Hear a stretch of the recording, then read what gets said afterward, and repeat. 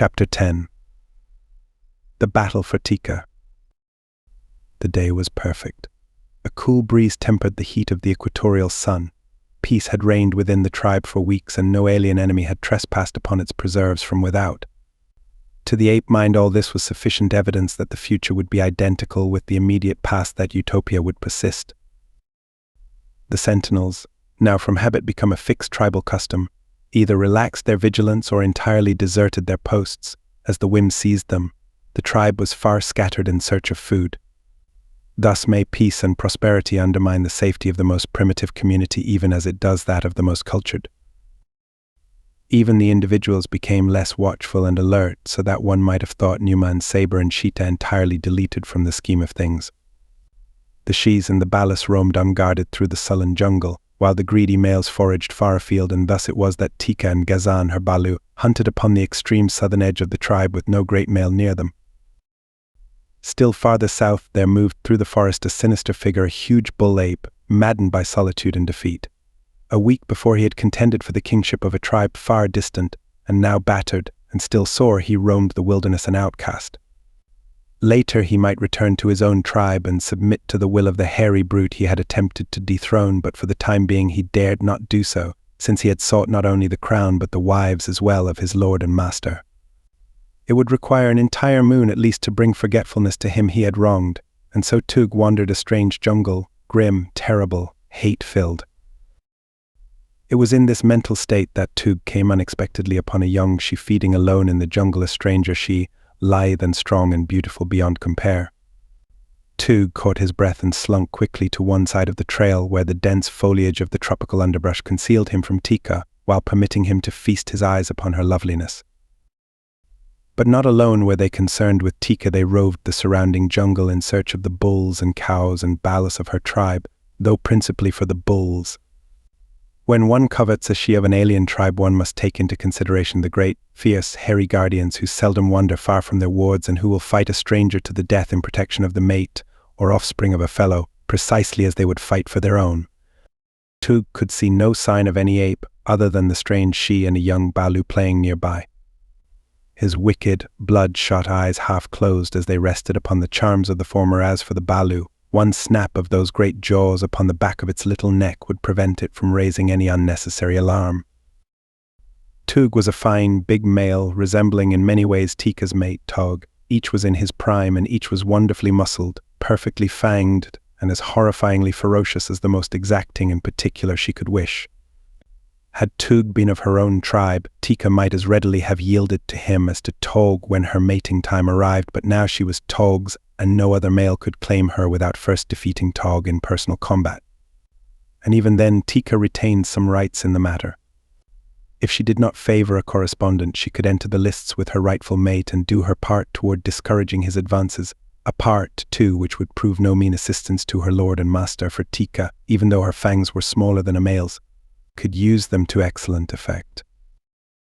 Just now Tika was occupied in a fascinating search for beetles to the exclusion of all else.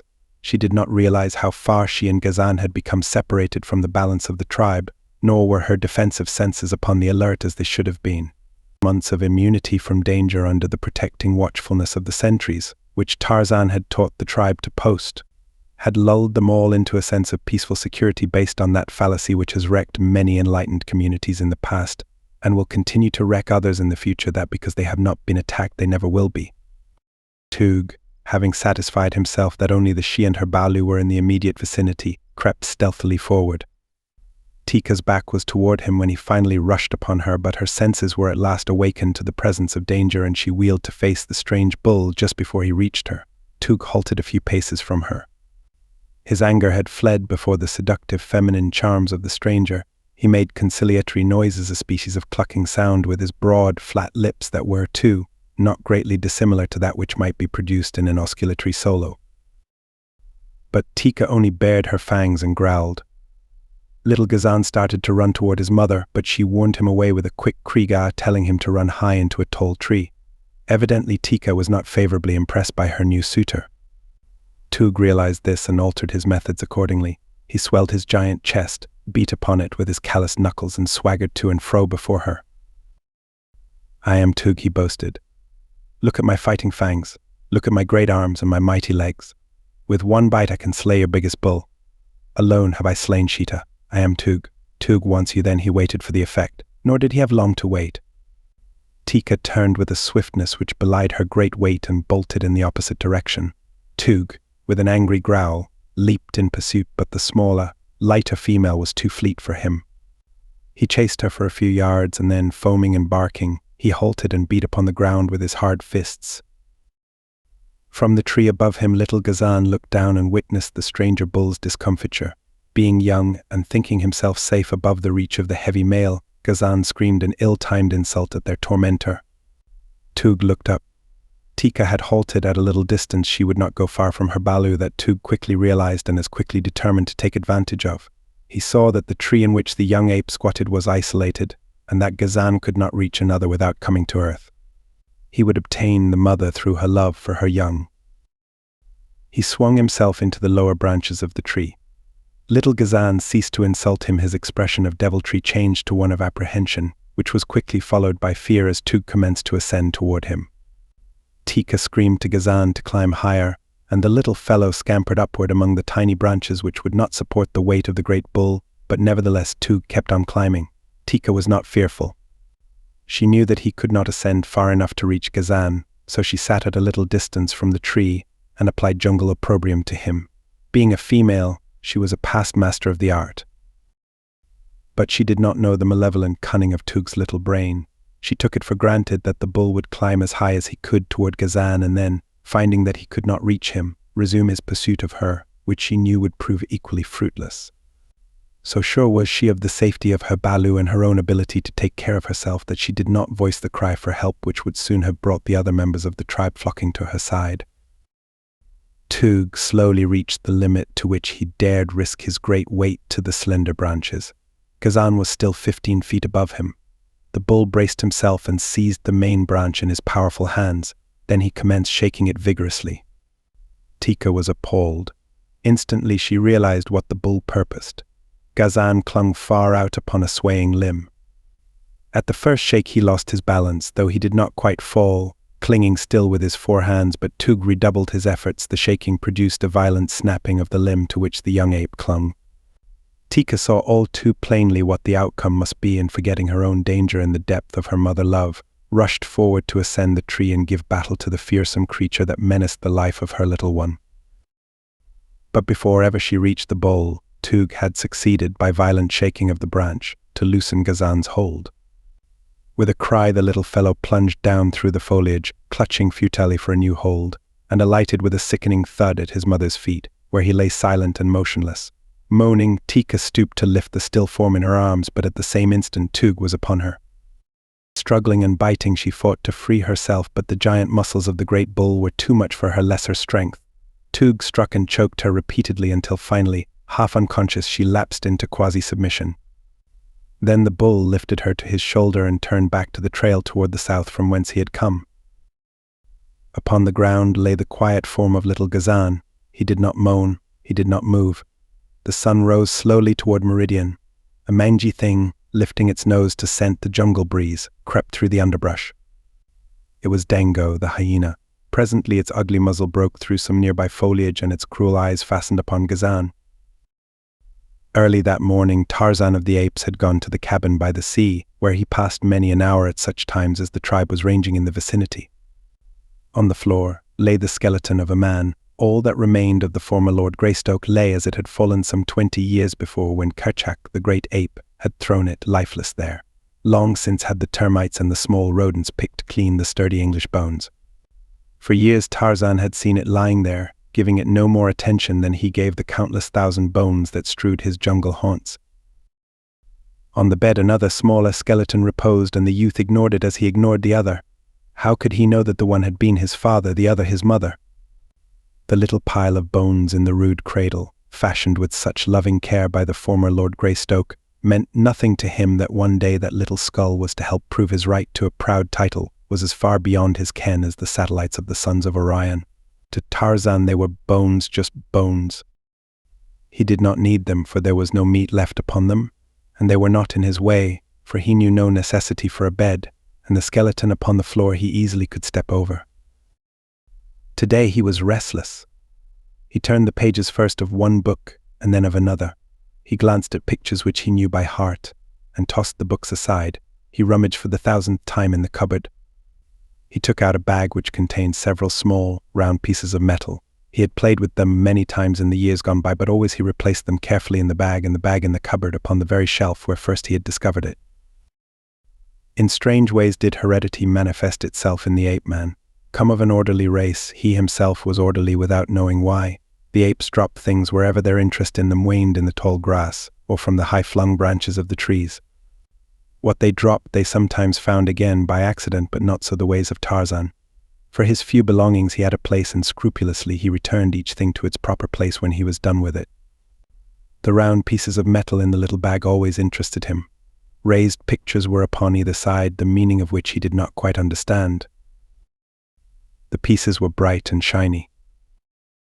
It amused him to arrange them in various figures upon the table. Hundreds of times had he played thus. Today, while so engaged, he dropped a lovely yellow piece, an English sovereign, which rolled beneath the bed where lay all that was mortal of the once beautiful Lady Alice. True to form, Tarzan at once dropped to his hands and knees and searched beneath the bed for the lost gold piece. Strange as it might appear, he had never before looked beneath the bed. He found the gold piece, and something else he found, too, a small wooden box with a loose cover. Bringing them both out, he returned the sovereign to its bag and the bag to its shelf within the cupboard. Then he investigated the box. It contained a quantity of cylindrical bits of metal, cone-shaped at one end and flat at the other, with a projecting rim. They were all quite green and dull, coated with years of verdigris. Tarzan removed a handful of them from the box and examined them. He rubbed one upon another and discovered that the green came off, leaving a shiny surface for 2/3 of their length and a dull grey over the cone-shaped end. Finding a bit of wood, he rubbed one of the cylinders rapidly and was rewarded by a lustrous sheen which pleased him. At his side hung a pocket pouch taken from the body of one of the numerous black warriors he had slain. Into this pouch he put a handful of the new playthings, thinking to polish them at his leisure. Then he replaced the box beneath the bed, and finding nothing more to amuse him, left the cabin and started back in the direction of the tribe. Shortly before he reached them, he heard a great commotion ahead of him, the loud screams of Shiaz and Balas, the savage, angry barking and growling of the great bulls. Instantly he increased his speed, for the kriegahs that came to his ears warned him that something was amiss with his fellows. While Tarzan had been occupied with his own devices in the cabin of his dead sire, Taug, Teeka's mighty mate, had been hunting a mile to the north of the tribe.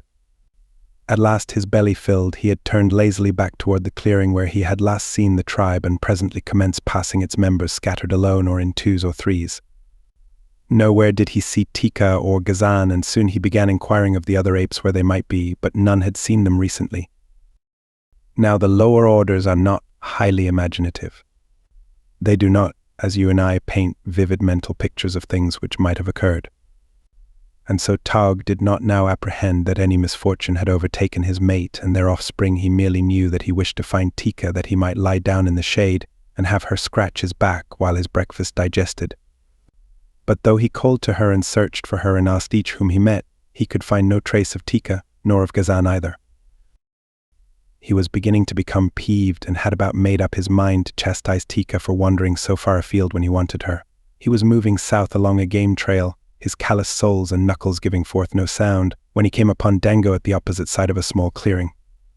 The eater of carrion did not see Taug, for all his eyes were for something which lay in the grass beneath a tree, something upon which he was sneaking with the cautious stealth of his breed.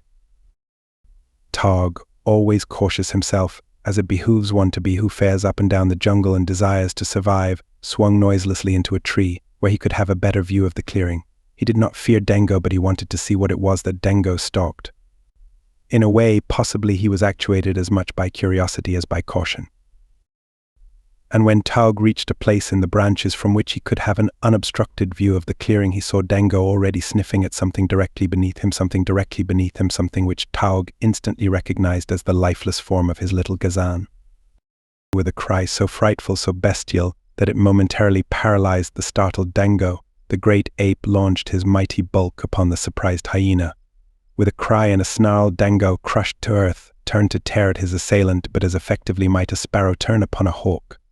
Taug's great, gnarled fingers closed upon the hyena's throat and back. His jaws snapped once on the mangy neck. crushing the vertebrae, and then he hurled the dead body contemptuously aside. Again he raised his voice in the call of the bull ape to its mate, but there was no reply. Then he leaned down to sniff at the body of Tarzan.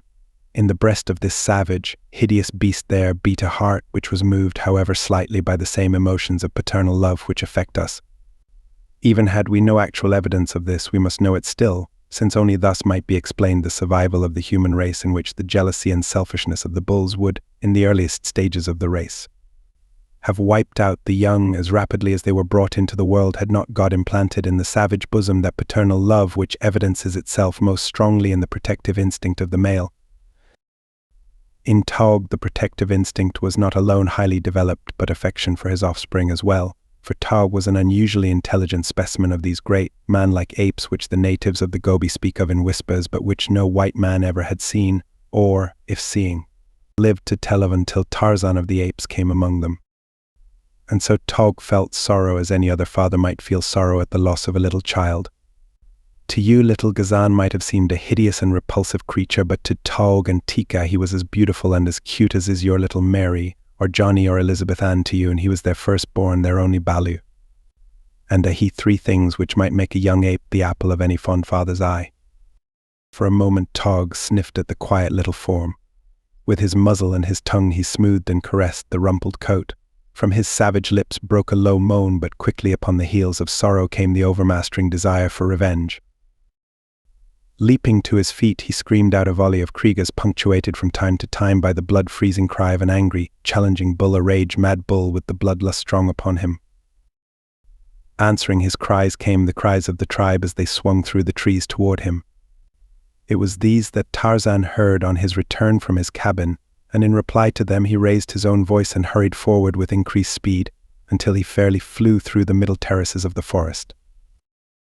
When at last he came upon the tribe, he saw their members gathered about Taug and something which lay quietly upon the ground. Dropping among them, Tarzan approached the center of the group. Taug was still roaring out his challenges, but when he saw Tarzan he ceased, and stooping picked up Tarzan in his arms and held him out for Tarzan to see. Of all the bulls of the tribe, Taug held affection for Tarzan only. Tarzan he trusted and looked up to as one wiser and more cunning. To Tarzan he came now to the playmate of his balu days, the companion of innumerable battles of his maturity. When Tarzan saw the still form in Taug's arms, a low growl broke from his lips, for he too loved Tika's little balu. "Who did it?" he asked. "Where is Tika?" "I do not know," replied Taug. "I found him lying here with Dango about to feed upon him, but it was not Dango that did it. There are no fang marks upon him." Tarzan came closer and placed an ear against Tarzan's breast. "He is not dead," he said. "Maybe he will not die." He pressed through the crowd of apes and circled once about them, examining the ground step by step. Suddenly he stopped and, placing his nose close to the earth, sniffed. Then he sprang to his feet, giving a peculiar cry. Taug and the others pressed forward, for the sound told them that the hunter had found the spoor of his quarry. "A stranger bull has been here," said Tarzan. "It was he that hurt Tarzan. He has carried off Tika." Taug and the other bulls commenced to roar and threaten, but they did nothing. Had the stranger bull been within sight, they would have torn him to pieces, but it did not occur to them to follow him. "If the three bulls had been watching around the tribe, this would not have happened," said Tarzan. "Such things will happen as long as you do not keep the three bulls watching for an enemy. The jungle is full of enemies, and yet you let your Shias and your Balas feed where they will, alone and unprotected. Tarzan goes now. He goes to find Tika and bring her back to the tribe." The idea appealed to the other bulls. "We will all go," they cried. "No," said Tarzan, "you will not all go. We cannot take Shias and Balas when we go out to hunt and fight. You must remain to guard them, or you will lose them all." They scratched their heads. The wisdom of his advice was dawning upon them, but at first they had been carried away by the new idea, the idea of following up an enemy offender to wrest his prize from him and punish him.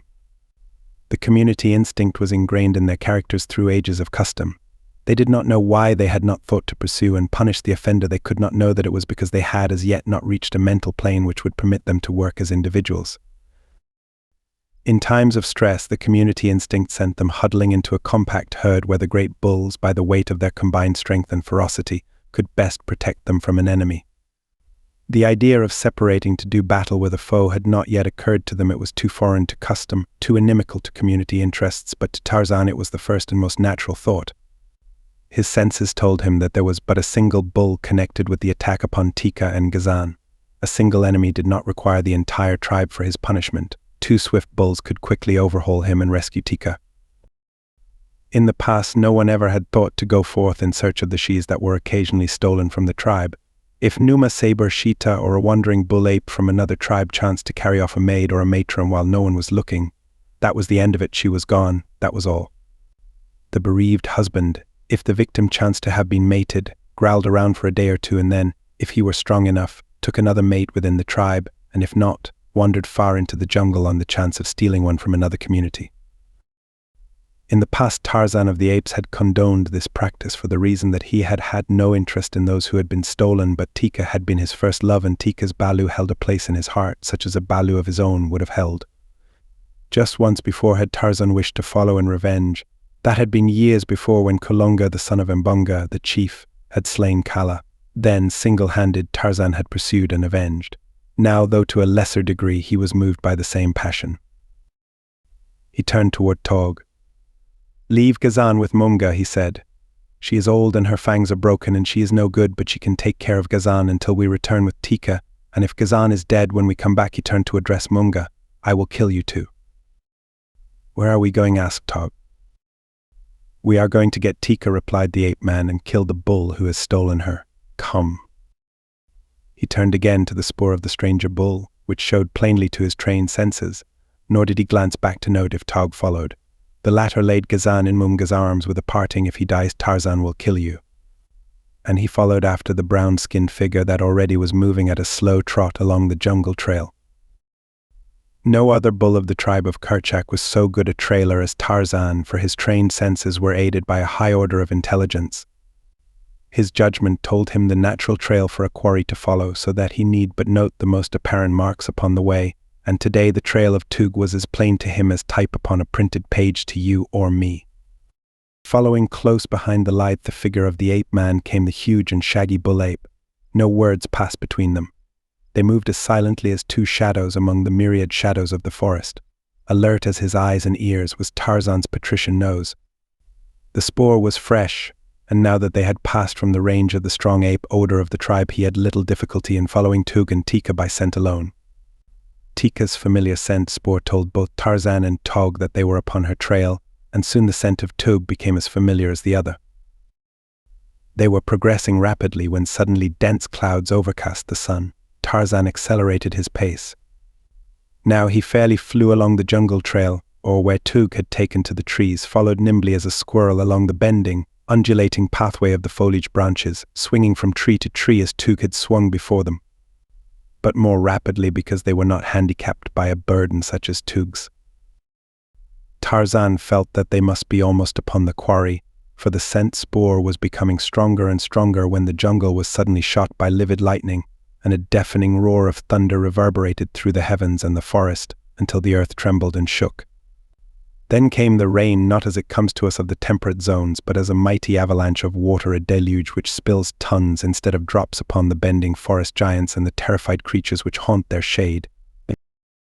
And the rain did what Tarzan knew that it would do. It wiped the spoor of the quarry from the face of the earth. For a half-hour the torrents fell, then the sun burst forth, jewelling the forest with a million scintillant gems, but today the ape-man, usually alert to the changing wonders of the jungle, saw them not. Only the fact that the spoor of Tika and her abductor was obliterated found lodgment in his thoughts. Even among the branches of the trees there are well-worn trails, just as there are trails upon the surface of the ground, but in the trees they branch and cross more often, since the way is more open than among the dense undergrowth at the surface. Along one of these well-marked trails Tarzan and Tog continued after the rain had ceased, because the ape-man knew that this was the most logical path for the thief to follow, but when they came to a fork, they were at a loss. Here they halted, while Tarzan examined every branch and leaf which might have been touched by the fleeing ape. He sniffed the bole of the tree, and with his keen eyes he sought to find upon the bark some sign of the way the quarry had taken. It was slow work, and all the time Tarzan knew the bull of the alien tribe was forging steadily away from them, gaining precious minutes that might carry him to safety before they could catch up with him. First along one fork he went, and then another, applying every test that his wonderful jungle craft was cognizant of, but again and again he was baffled, for the scent had been washed away by the heavy downpour in every exposed place. For a half-hour Tarzan and Tog searched, until at last, upon the bottom of a broad leaf, Tarzan's keen nose caught the faint trace of the scent spoor of Tug, where the leaf had brushed a hairy shoulder as the great ape passed through the foliage. Once again the two took up the trail, but it was slow work now, and there were many discouraging delays when the spoor seemed lost beyond recovery. To you or me there would have been no spoor even before the coming of the rain, except possibly where Tug had come to earth and followed a game trail. In such places the imprint of a huge hand-like foot and the knuckles of one great hand were sometimes plain enough for an ordinary mortal to read. Tarzan knew from these and other indications that the ape was yet carrying Tika. The depth of the imprint of his feet indicated a much greater weight than that of any of the larger bulls, for they were made under the combined weight of Tug and Tika. While the fact that the knuckles of but one hand touched the ground at any time showed that the other hand was occupied in some other business, the business of holding the prisoner to a hairy shoulder. Tarzan could follow, in sheltered places, the changing of the burden from one shoulder to another, as indicated by the deepening of the foot imprint upon the side of the load, and the changing of the knuckle imprints from one side of the trail to the other. There were stretches along the surface paths where the ape had gone for considerable distances entirely erect upon his hind feet, walking as a man walks, but the same might have been true of any of the great anthropoids of the same species, for, unlike the chimpanzee and the gorilla, they walk without the aid of their hands quite as readily as with. It was such things, however, which helped to identify to Tarzan and to Tog the appearance of the abductor, and with his individual scent characteristic already indelibly impressed upon their memories, they were in a far better position to know him when they came upon him. Even should he have disposed of Tika before, then is a modern sleuth with his photographs and Bertillon measurements, equipped to recognize a fugitive from civilized justice. But with all their high-strung and delicately attuned perceptive faculties, the two bulls of the tribe of Kerchak were often sore pressed to follow the trail at all, and at best were so delayed that in the afternoon of the second day they still had not overhauled the fugitive. The scent was now strong, for it had been made since the rain, and Tarzan knew that it would not be long before they came upon the thief and his loot.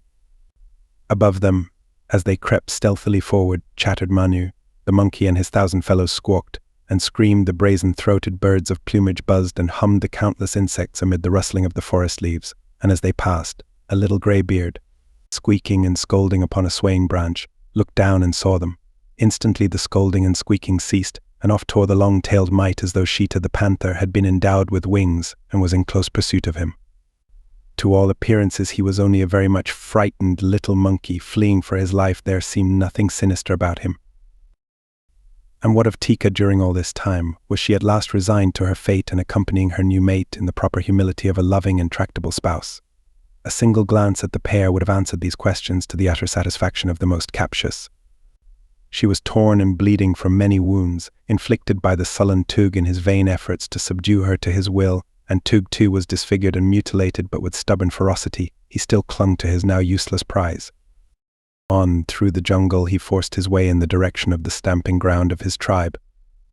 He hoped that his king would have forgotten his treason, but if not, he was still resigned to his fate. Any fate would be better than suffering longer the sole companionship of this frightful she. And then, too, he wished to exhibit his captive to his fellows. Maybe he could wish her on the king. It is possible that such a thought urged him on. At last they came upon two bulls feeding in a park-like grove, a beautiful grove dotted with huge boulders half embedded in the rich low mute monuments, possibly to a forgotten age when mighty glaciers rolled their slow course, where now a torrid sun beats down upon a tropic jungle. The two bulls looked up, bearing long fighting fangs, as Tug appeared in the distance. The latter recognized the two as friends. "It is Tug," he growled. "Tug has come back with a new she." The apes waited his nearer approach. Tika turned a snarling, fanged face toward them. She was not pretty to look upon, yet through the blood and hatred upon her countenance they realized that she was beautiful, and they envied Tug alas. They did not know Tika.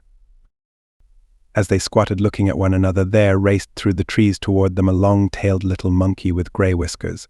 He was a very excited little monkey when he came to a halt upon the limb of a tree directly overhead. "Two strange bulls come," he cried. "One is a mangani, the other a hideous ape without hair upon his body. They follow the spoor of Tug. I saw them." The four apes turned their eyes backward along the trail Tug had just come. Then they looked at one another for a minute. "Come," said the larger of Tug's two friends, "we will wait for the strangers in the thick bushes beyond the clearing." He turned and waddled away across the open place, the others following him. The little monkey danced about, all excitement. His chief diversion in life was to bring about bloody encounters between the larger denizens of the forest, that he might sit in the safety of the trees and witness the spectacles. He was a glutton for gore, was this little whiskered grey monkey. So long as it was the gore of others, a typical fight fan was the greybeard. The apes hid themselves in the shrubbery beside the trail along which the two stranger bulls would pass. Tika trembled with excitement. She had heard the words of Manu, and she knew that the hairless ape must be Tarzan, while the other was, doubtless, Taug. Never, in her wildest hopes, had she expected succor of this sort. Her one thought had been to escape and find her way back to the tribe of Kerchak, but even this had appeared to her practically impossible, so closely did Tug watch her. As Taug and Tarzan reached the grove where Tug had come upon his friends, the ape's scent became so strong that both knew the quarry was but a short distance ahead. And so they went even more cautiously, for they wished to come upon the thief from behind if they could and charge him before he was aware of their presence.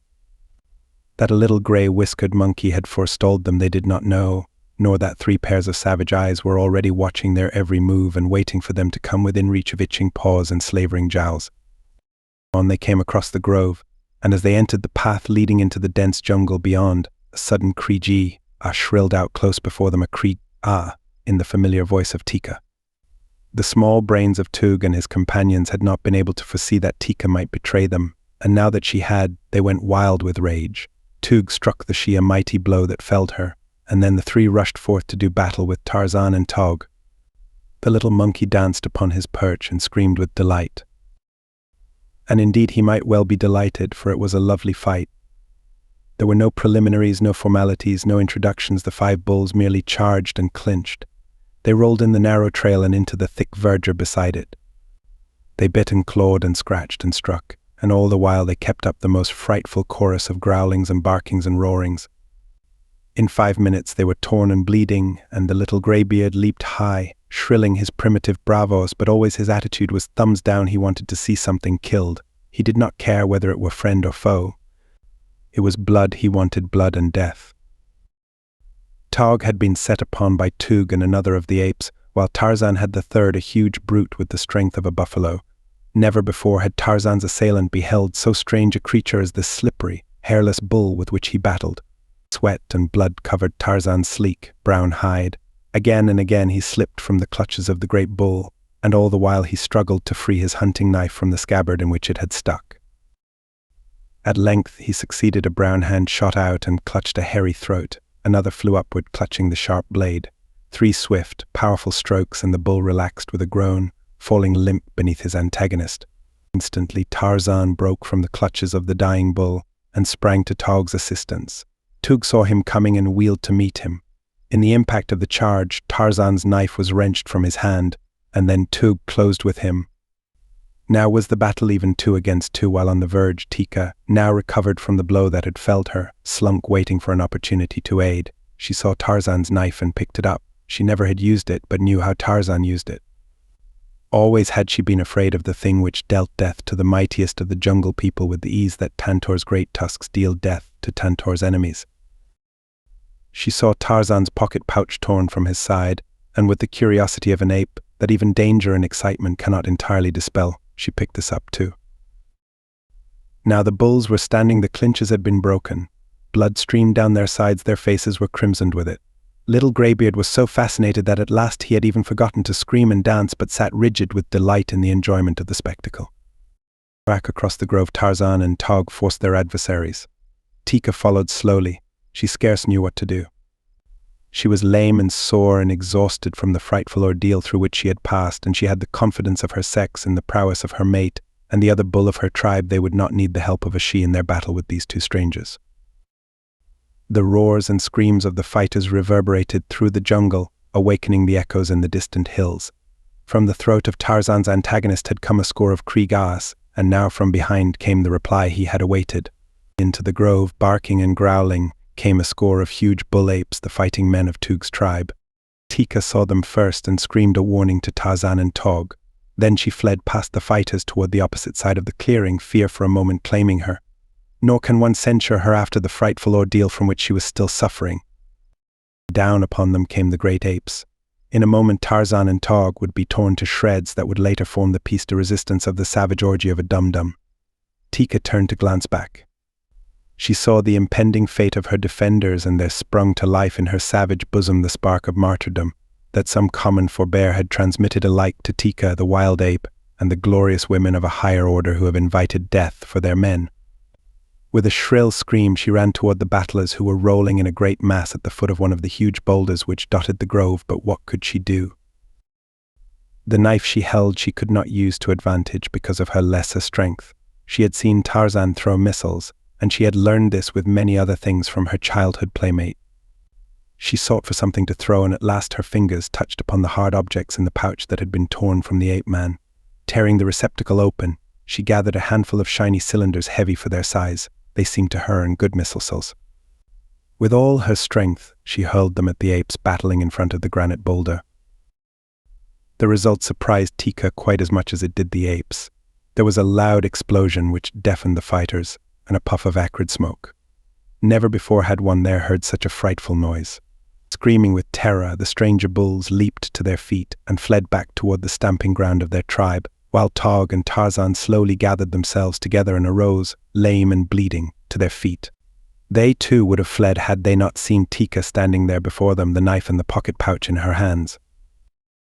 "What was it?" asked Tarzan. Tika shook her head. "I hurled these at the stranger bulls," and she held forth another handful of the shiny metal cylinders with the dull grey, cone-shaped ends. Tarzan looked at them and scratched his head. "What are they?" asked Tog. "I do not know," said Tarzan. "I found them." The little monkey with the grey beard halted among the trees a mile away and huddled, terrified, against a branch. He did not know that the dead father of Tarzan of the apes, reaching back out of the past across a span of 20 years, had saved his son's life. Nor did Tarzan, Lord Greystoke, know it either. Chapter 11. A Jungle Joke. Time seldom hung heavily upon Tarzan's hands. Even where there is sameness, there cannot be monotony if most of the sameness consists in dodging death first in one form and then in another, or in inflicting death upon others. There is a spice to such an existence, but even this Tarzan of the apes varied in activities of his own invention. He was full-grown now, with the grace of a Greek god and the thews of a bull, and by all the tenets of apodom should have been sullen, morose, and brooding, but he was not. His spirit seemed not to age at all. He was still a playful child, much to the discomfiture of his fellow apes. They could not understand him or his ways, for with maturity they quickly forgot their youth and its pastimes. Nor could Tarzan quite understand them. It seemed strange to him that a few moons since he had roped Tog about an ankle and dragged him screaming through the tall jungle grasses, and then rolled and tumbled in good-natured mimic battle when the young ape had freed himself. And that today, when he had come up behind the same Tog and pulled him over backward upon the turf, instead of the playful young ape, a great snarling beast had whirled and leaped for his throat. Easily Tarzan eluded the charge, and quickly Tog's anger vanished. Though it was not replaced with playfulness, yet the ape-man realized that Tog was not amused, nor was he amusing. The big bull ape seemed to have lost whatever sense of humor he once may have possessed. With a grunt of disappointment, young Lord Greystoke turned to other fields of endeavor. A strand of black hair fell across one eye. He brushed it aside with the palm of a hand and a toss of his head. It suggested something to do, so he sought his quiver, which lay cached in the hollow bole of a lightning-riven tree. Removing the arrows, he turned the quiver upside down, emptying upon the ground the contents of its bottom, his few treasures. Among them was a flat bit of stone and a shell which he had picked up from the beach near his father's cabin. With great care he rubbed the edge of the shell back and forth upon the flat stone until the soft edge was quite fine and sharp. He worked much as a barber does who owns a razor, and with every evidence of similar practice, but his proficiency was the result of years of painstaking effort. Unaided, he had worked out a method of his own for putting an edge upon the shell. He even tested it with the ball of his thumb, and when it met with his approval, he grasped a wisp of hair which fell across his eyes, grasped it between the thumb and first finger of his left hand, and sawed upon it with the sharpened shell until it was severed. All around his head he went until his black shock was rudely bobbed with a ragged bang in front. For the appearance of it he cared nothing, but in the matter of safety and comfort it meant everything. A lock of hair falling in one's eyes at the wrong moment might mean all the difference between life and death, while straggly strands hanging down one's back were most uncomfortable, especially when wet with dew or rain or perspiration. As Tarzan labored at his tonsorial task, his active mind was busy with many things. He recalled his recent battle with Bolgani, the gorilla, the wounds of which were but just healed. He pondered the strange sleep adventures of his first dreams, and he smiled at the painful outcome of his last practical joke upon the tribe, when, dressed in the hide of Numa, the lion, he had come roaring upon them, only to be leaped upon and almost killed by the great bulls whom he had taught how to defend themselves from an attack of their ancient enemy. His hair lopped off to his entire satisfaction, and seeing no possibility of pleasure in the company of the tribe, Tarzan swung leisurely into the trees and set off in the direction of his cabin, but when part way there his attention was attracted by a strong scent spoor coming from the north. It was the scent of the Gomangani. Curiosity, that best developed, common heritage of man and ape, always prompted Tarzan to investigate where the Gomangani were concerned. There was that about them which aroused his imagination. Possibly it was because of the diversity of their activities and interests. The apes lived to eat and sleep and propagate. The same was true of all the other denizens of the jungle, save the Gomangani. These black fellows danced and sang, scratched around in the earth from which they had cleared the trees and underbrush. They watched things grow, and when they had ripened, they cut them down and put them in straw-thatched huts. They made bows and spears and arrows, poisoned cooking pots, things of metal to wear around their arms and legs. If it hadn't been for their black faces, their hideously disfigured features, and the fact that one of them had slain Kala, Tarzan might have wished to be one of them.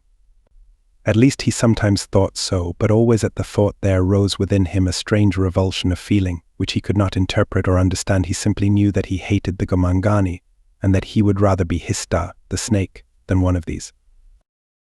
But their ways were interesting, and Tarzan never tired of spying upon them, and from them he learned much more than he realized, though always his principal thought was of some new way in which he could render their lives miserable. The baiting of the blacks was Tarzan's chief divertisement. Tarzan realized now that the blacks were very near, and that there were many of them, so he went silently and with great caution. Noiselessly he moved through the lush grasses of the open spaces, and where the forest was dense, swung from one swaying branch to another, or leaped lightly over tangled masses of fallen trees where there was no way through the lower terraces, and the ground was choked and impassable. And so presently he came within sight of the black warriors of Mbonga the chief. They were engaged in a pursuit with which Tarzan was more or less familiar, having watched them at it upon other occasions. They were placing and baiting a trap for Numa the lion. In a cage upon wheels they were tying a kid, so fastening it that when Numa seized the unfortunate creature, the door of the cage would drop behind him, making him a prisoner. These things the blacks had learned in their old home, before they escaped through the untracked jungle to their new village. Formerly they had dwelt in the Belgian Congo until the cruelties of their heartless oppressors had driven them to seek the safety of unexplored solitudes beyond the boundaries of Leopold's domain. In their old life they often had trapped animals for the agents of European dealers and had learned from them certain tricks, such as this one, which permitted them to capture even Numa without injuring him, and to transport him in safety and with comparative ease to their village. No longer was there a white market for their savage wares, but there was still a sufficient incentive for the taking of Numa alive. First was the necessity for ridding the jungle of man-eaters, and it was only after depredations by these grim and terrible scourges that a lion hunt was organized. Secondarily was the excuse for an orgy of celebration. Was the hunt successful, and the fact that such fetes were rendered doubly pleasurable by the presence of a live creature that might be put to death by torture. Tarzan had witnessed these cruel rites in the past. Being himself more savage than the savage warriors of the Gomangani, he was not so shocked by the cruelty of them as he should have been, yet they did shock him. He could not understand the strange feeling of revulsion which possessed him at such times. He had no love for Numa the lion, yet he bristled with rage when the blacks inflicted upon his enemy such indignities and cruelties as only the mind of the one creature molded in the image of God can conceive. Upon 2 occasions he had freed Numa from the trap before the blacks had returned to discover the success or failure of their venture. He would do the same today. That he decided immediately he realized the nature of their intentions. Leaving the trap in the center of a broad elephant trail near the drinking hole, the warriors turned back toward their village. On the morrow they would come again. Tarzan looked after them, upon his lips an unconscious sneer, the heritage of unguessed caste. He saw them file along the broad trail beneath the overhanging verdure of leafy branch and looped and festooned creepers, brushing ebon shoulders against gorgeous blooms which inscrutable nature has seen fit to lavish most profusely farthest from the eye of man. As Tarzan watched through narrowed lids the last of the warriors disappear beyond a turn in the trail, his expression altered to the urge of a newborn thought. A slow, grim smile touched his lips. He looked down upon the frightened, bleating kid, advertising, in its fear and its innocence, its presence and its helplessness. Dropping to the ground, Tarzan approached the trap and entered. Without disturbing the fiber cord which was adjusted to drop the door at the proper time, he loosened the living bait, tucked it under an arm, and stepped out of the cage. With his hunting knife, he quieted the frightened animal, severing its jugular. Then he dragged it, bleeding, along the trail down to the drinking hole, the half-smile persisting upon his ordinarily grave face. At the water's edge, the ape-man stooped and with hunting knife and quick, strong fingers deftly removed the dead kid's viscera. Scraping a hole in the mud, he buried these parts which he did not eat, and swinging the body to his shoulder, took to the trees. For a short distance he pursued his way in the wake of the black warriors, coming down presently to bury the meat of his kill where it would be safe from the depredations of Dango, the hyena, or the other meat-eating beasts and birds of the jungle. He was hungry. Had he been all beast he would have eaten, but his man-mind could entertain urges even more potent than those of the belly, and now he was concerned with an idea which kept a smile upon his lips and his eyes sparkling in anticipation. An idea it was which permitted him to forget that he was hungry. The meat safely cached, Tarzan trotted along the elephant trail after the Gomangani. 2 or 3 miles from the cage he overtook them, and then he swung into the trees and followed above and behind them, waiting his chance. Among the blacks was Rabba Kega, the witch doctor. Tarzan hated them all, but Rabba Kega he especially hated. As the blacks filed along the winding path, Rabba Kega, being lazy, dropped behind. This Tarzan noted, and it filled him with satisfaction. His being radiated a grim and terrible content. Like an angel of death, he hovered above the unsuspecting black. Rabba Kega, knowing that the village was but a short distance ahead, sat down to rest. Rest well, O Rabba Kega, it is thy last opportunity. Tarzan crept stealthily among the branches of the tree above the well-fed, self-satisfied witch doctor. He made no noise that the dull ears of man could hear above the soughing of the gentle jungle breeze among the undulating foliage of the upper terraces, and when he came close above the black man he halted, well concealed by leafy branch and heavy creeper. Rabba Kega sat with his back against the bole of a tree facing Tarzan. The position was not such as the waiting beast of prey desired, and so with the infinite patience of the wild hunter, the ape-man crouched motionless and silent as a graven image until the fruit should be ripe for the plucking. A poisonous insect buzzed angrily out of space. It loitered, circling close to Tarzan's face. The ape-man saw and recognized it. The virus of its sting spelled death for lesser things than he. For him it would mean days of anguish. He did not move. His glittering eyes remained fixed upon Rabba Kega, after acknowledging the presence of the winged torture by a single glance. He heard and followed the movements of the insect with his keen ears, and then he felt it alight upon his forehead. No muscle twitched, for the muscles of such as he are the servants of the brain. Down across his face crept the horrid thing over nose and lips and chin. Upon his throat it paused, and turning retraced its steps. Tarzan watched Rabba Kega. Now not even his eyes moved. So motionless he crouched that only death might counterpart his movelessness. The insect crawled upward over the nut-brown cheek and stopped with its antennae brushing the lashes of his lower lid. You or I would have started back, closing our eyes and striking at the thing, but you and I are the slaves, not the masters of our nerves. Had the thing crawled upon the eyeball of the ape-man, it is believable that he could yet have remained wide-eyed and rigid, but it did not. For a moment it loitered there close to the lower lid, then it rose and buzzed away. Down toward Rabba Kega it buzzed, and the black man heard it, saw it, struck at it, and was stung upon the cheek before he killed it. Then he rose with a howl of pain and anger, and as he turned up the trail toward the village of Mbonga, the chief, his broad black back was exposed to the silent thing waiting above him. And as Rabba Kega turned, a lithe figure shot outward and downward from the tree above upon his broad shoulders. The impact of the springing creature carried Rabba Kega to the ground. He felt strong jaws close upon his neck, and when he tried to scream, steel fingers throttled his throat. The powerful black warrior struggled to free himself, but he was, as a child, in the grip of his adversary. Presently Tarzan released his grip upon the other's throat, but each time that Rabba Kega essayed a scream, the cruel fingers choked him painfully. At last the warrior desisted. Then Tarzan half rose and kneeled upon his victim's back, and when Rabba Kega struggled to arise, the ape-man pushed his face down into the dirt of the trail. With a bit of the rope that had secured the kid, Tarzan made Rabba Kega's wrists secure behind his back. Then he rose and jerked his prisoner to his feet, faced him back along the trail and pushed him on ahead. Not until he came to his feet did Rabba Kega obtain a square look at his assailant. When he saw that it was the white devil god, his heart sank within him and his knees trembled, but as he walked along the trail ahead of his captor, and was neither injured nor molested, his spirits slowly rose, so that he took heart again. Possibly the devil god did not intend to kill him after all. Had he not had little Tibo in his power for days without harming him, and had he not spared Mamaya, Tibo's mother, when he easily might have slain her? And then they came upon the cage which Rabba Kega, with the other black warriors of the village of Mbonga the chief, had placed and baited for Numa. Rabba Kega saw that the bait was gone, though there was no lion within the cage, nor was the door dropped. He saw, and he was filled with wonder not unmixed with apprehension.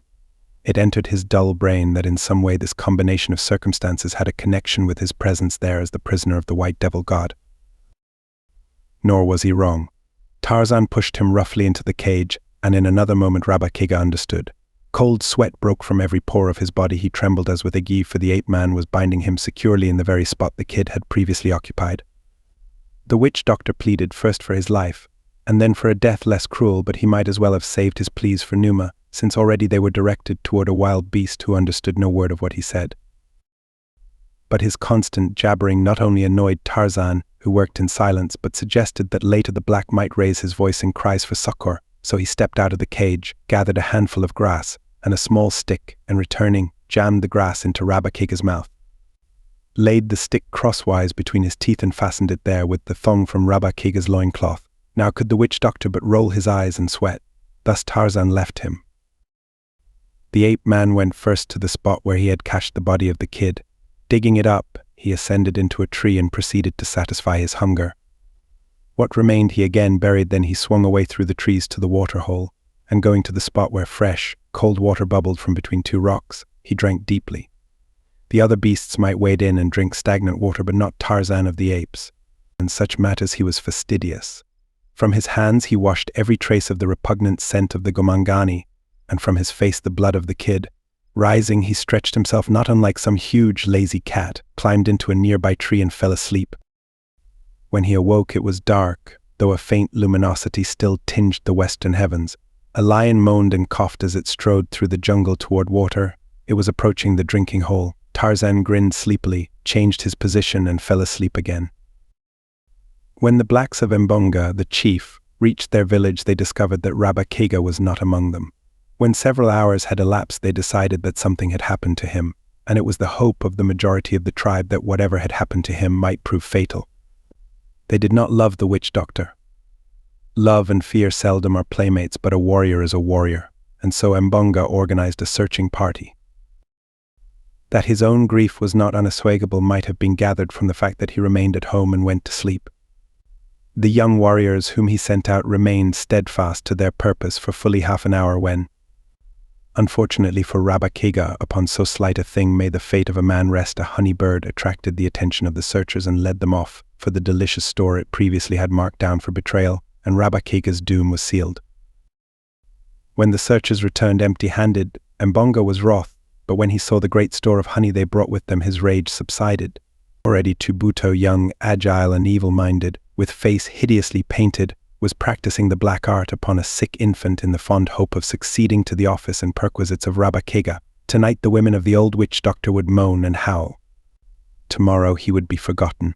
Such is life, such is fame, such is power in the center of the world's highest civilization, or in the depths of the black primeval jungle. Always, everywhere, man is man, nor has he altered greatly beneath his veneer since he scurried into a hole between two rocks to escape the Tyrannosaurus 6 million years ago. The morning following the disappearance of Rabba Kega, the warriors set out with Mbonga, the chief, to examine the trap they had set for Numa. Long before they reached the cage, they heard the roaring of a great lion and guessed that they had made a successful bag, so it was with shouts of joy that they approached the spot where they should find their captive. Yes, there he was, a great, magnificent specimen, a huge black-maned lion. The warriors were frantic with delight. They leaped into the air and uttered savage cries, hoarse victory cries, and then they came closer, and the cries died upon their lips, and their eyes went wide so that the whites showed all around their irises, and their pendulous lower lips drooped with their drooping jaws. They drew back in terror at the sight within the cage the mauled and mutilated corpse of what had yesterday been Rabakega, the witch doctor.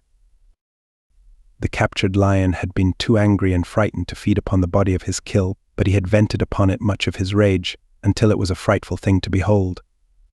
From his perch in a nearby tree, Tarzan of the Apes, Lord Greystoke, looked down upon the black warriors and grinned. Once again his self-pride in his ability as a practical joker asserted itself. It had lain dormant for some time following the painful mauling he had received. That time he leapt among the apes of Kerchak clothed in the skin of Numa, but this joke was a decided success. After a few moments of terror, the blacks came closer to the cage, rage taking the place of fear, rage, and curiosity. How had Rabakega happened to be in the cage? Where was the kid? There was no sign nor remnant of the original bait. They looked closely and they saw, to their horror, that the corpse of their erstwhile fellow was bound with the very cord with which they had secured the kid. Who could have done this thing? They looked at one another.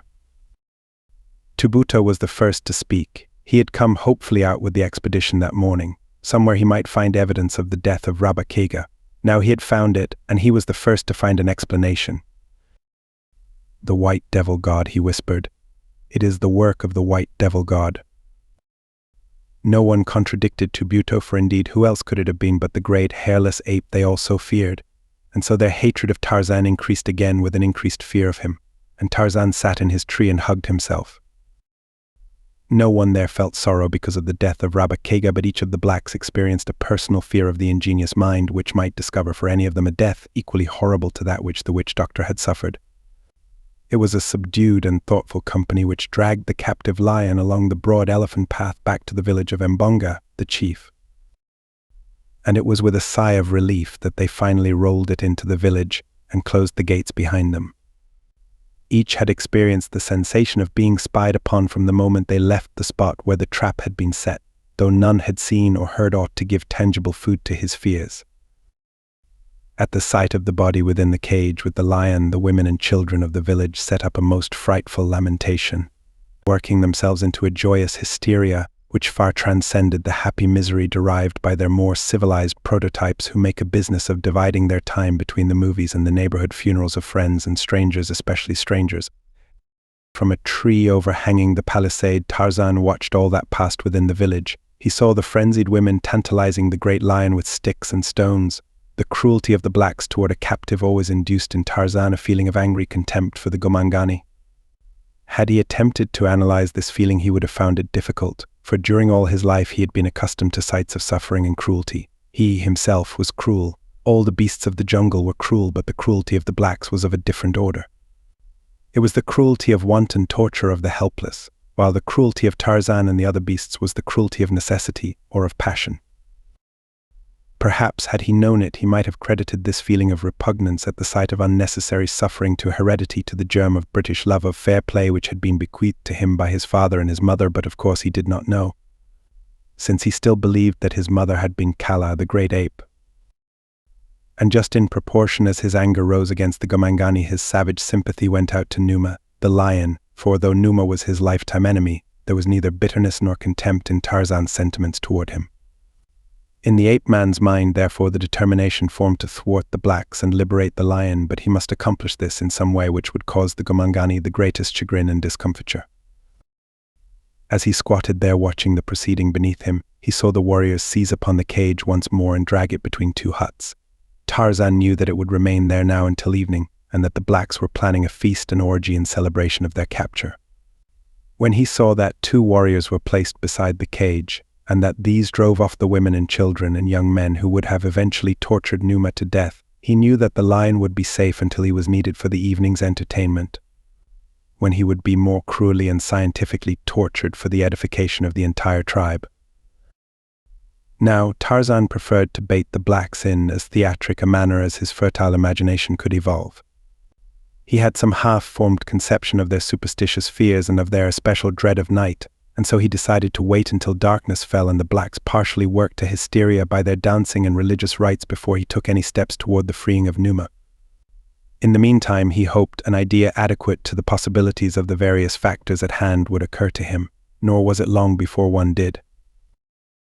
He had swung off through the jungle to search for food when the plan came to him. At first it made him smile a little, and then looked dubious, for he still retained a vivid memory of the dire results that had followed the carrying out of a very wonderful idea along almost identical lines, yet he did not abandon his intention, and a moment later food temporarily forgotten. He was swinging through the middle terraces in rapid flight toward the stamping ground of the tribe of Kerchak, the great ape. As was his wont, he alighted in the midst of the little band without announcing his approach save by a hideous scream, just as he sprang from a branch above them. Fortunate are the apes of Kerchak that their kind is not subject to heart failure, for the methods of Tarzan subjected them to one severe shock after another, nor could they ever accustom themselves to the ape-man's peculiar style of humor. Now, when they saw who it was, they merely snarled and grumbled angrily for a moment and then resumed their feeding or their napping which he had interrupted, and he, having had his little joke, made his way to the hollow tree where he kept his treasures hid from the inquisitive eyes and fingers of his fellows and the mischievous little Manus. Here he withdrew a closely rolled hide, the hide of Numa, with the head on a clever bit of primitive curing and mounting, which had once been the property of the witch doctor Rabakega, until Tarzan had stolen it from the village. With this he made his way back through the jungle toward the village of the blacks, stopping to hunt and feed upon the way, and, in the afternoon, even napping for an hour. So that it was already dusk when he entered the great tree which overhung the palisade and gave him a view of the entire village. He saw that Numa was still alive and that the guards were even dozing beside the cage. A lion is no great novelty to a black man in the lion country, and the first keen edge of their desire to worry the brute having worn off, the villagers paid little or no attention to the great cat, preferring now to await the grand event of the night. Nor was it long after dark before the festivities commenced. To the beating of tom-toms, a lone warrior, crouched half-doubled, leaped into the firelight in the center of a great circle of other warriors, behind whom stood or squatted the women and the children. The dancer was painted and armed for the hunt, and his movements and gestures suggested the search for the spoor of game. Bending low, sometimes resting for a moment on one knee, he searched the ground for signs of the quarry. Again he poised, statuesque, listening. The warrior was young and lithe and graceful. He was full-muscled and arrow-straight. The firelight glistened upon his ebon body and brought out into bold relief the grotesque designs painted upon his face, breasts, and abdomen. Presently he bent low to the earth, then leaped high in air. Every line of face and body showed that he had struck the scent. Immediately he leaped toward the circle of warriors about him, telling them of his find and summoning them to the hunt. It was all in pantomime, but so truly done that even Tarzan could follow it all to the least detail. He saw the other warriors grasp their hunting spears and leap to their feet to join in the graceful, stealthy stalking dance. It was very interesting, but Tarzan realized that if he was to carry his design to a successful conclusion, he must act quickly. He had seen these dances before and knew that after the stalk would come the game at bay and then the kill, during which Numa would be surrounded by warriors and unapproachable. With the lion's skin under one arm, the ape-man dropped to the ground in the dense shadows beneath the tree and then circled behind the huts, until he came out directly in the rear of the cage, in which Numa paced nervously to and fro. The cage was now unguarded, the two warriors having left it to take their places among the other dancers. Behind the cage, Tarzan adjusted the lion's skin about him, just as he had upon that memorable occasion when the apes of Kerchak, failing to pierce his disguise, had all but slain him.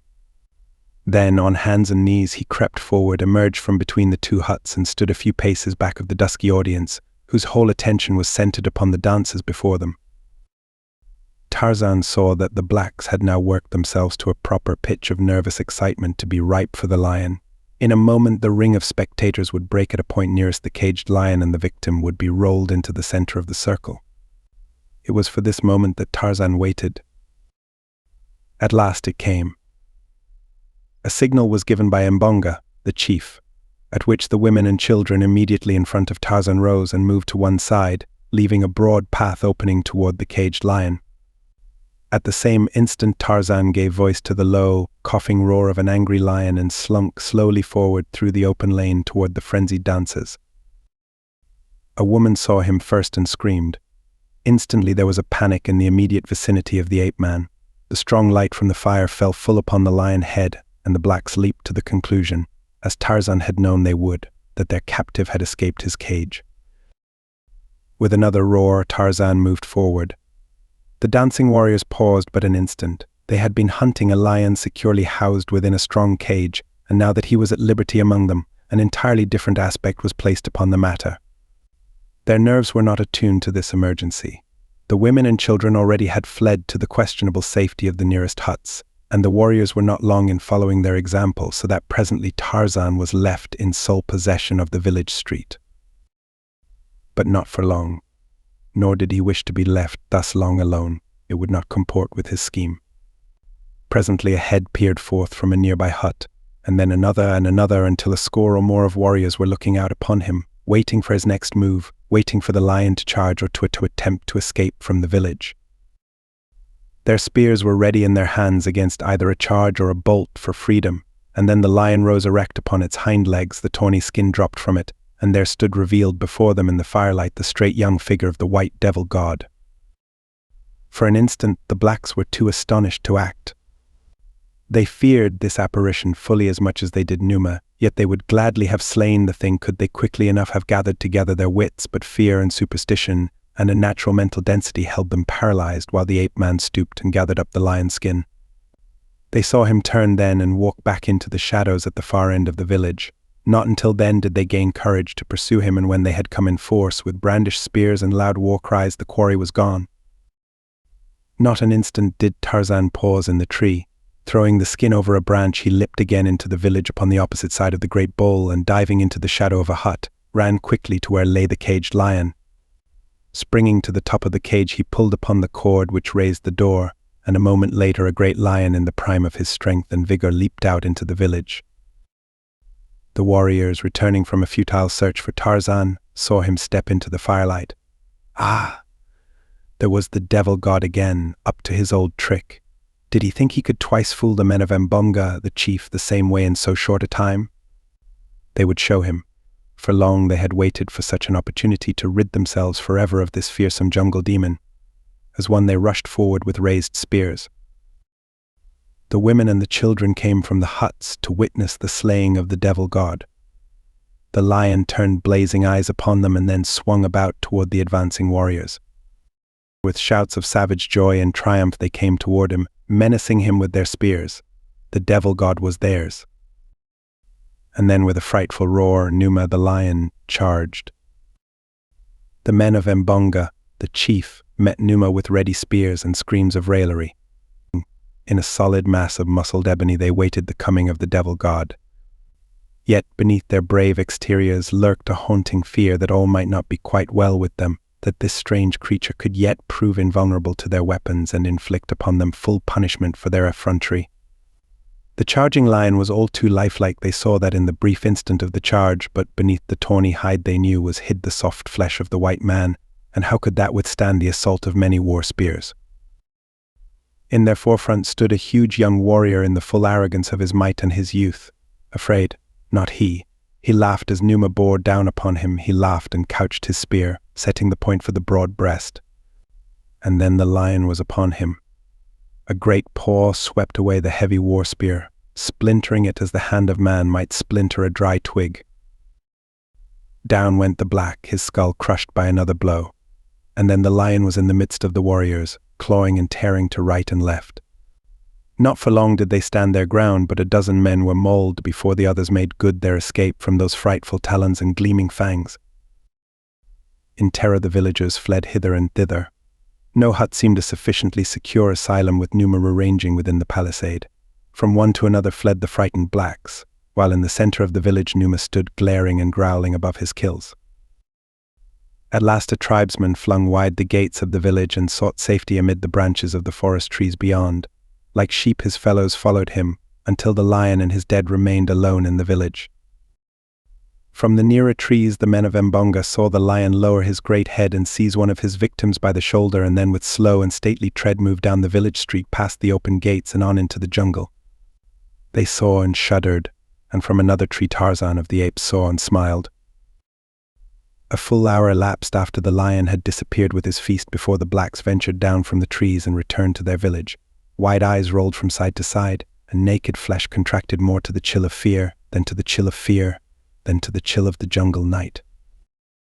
It was he all the time, murmured one. It was the devil god. He changed himself from a lion to a man and back again into a lion, whispered another. And he dragged Muiza into the forest, and is eating him, said a third, shuddering. We are no longer safe here, wailed a fourth. Let us take our belongings and search for another village site, far from the haunts of the wicked devil god.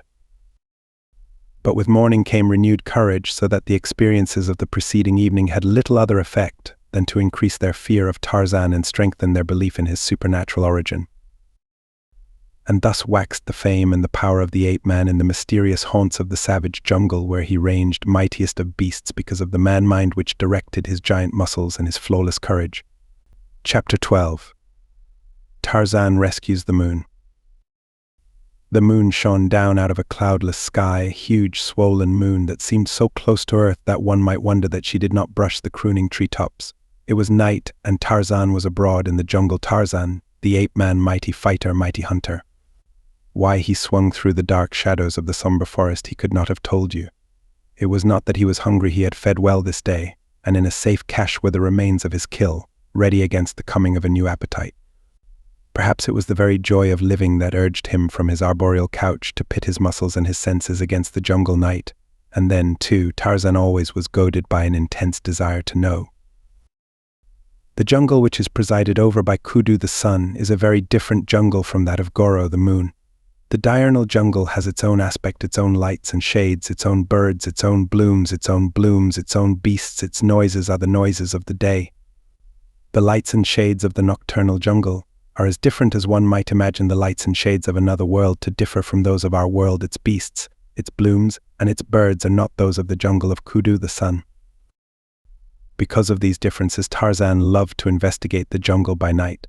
Not only was the life another life, but it was richer in numbers, and in romance it was richer in dangers too, and to Tarzan of the apes danger was the spice of life. And the noises of the jungle night, the roar of the lion, the scream of the leopard, the hideous laughter of Dango, the hyena, were music to the ears of the ape-man.